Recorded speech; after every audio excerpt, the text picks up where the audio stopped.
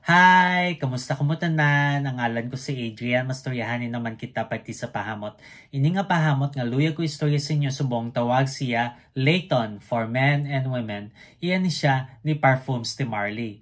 Pwede pa lalaki, pwede pa babae, pwede para sa tanan. Kag tanan nga pahamot ang muna kong tulokon.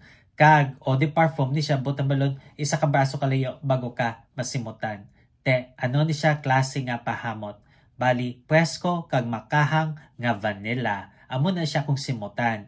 Angay siya sa matugnaw nga panahon. Ang temperatura nga para siya is between 50 to 70 degrees Fahrenheit o 10 to 21 degrees Celsius. Ano ang iyang mga nota? For the top, we have apple, lavender, bergamot, kag mandarin orange. Ang mansanas, matamis nga prutas. Lavender nga presko kag tinlo nga nota, bergamot nga mahamot nga citrus, kag mandarin orange nga matamis nga citrus.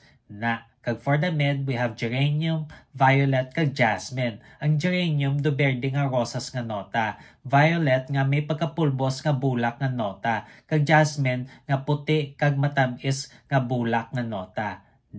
Kag for the base, we have vanilla, cardamom, sandalwood, pepper, patchouli, kag gayak wood. Ang vanilla, komportable nga nota nga masimutan mo dayon sa sini nga pahamot. Tapos cardamom nga pampakahang, sandalwood nga oriental nga kahoy nga nota, pepper nga pampakahang man, patchouli nga do may pagkaduta kung simutan, kag gayak wood nga may pagkausok, kag makahoy nga nota. Kabay pa nga nimian kamo sini nga pahamot. Kag kung may ibang pa kamo mga pahamot nga luyag istorya sa akon, ibilin lang sa comment section. So naman, bye-bye!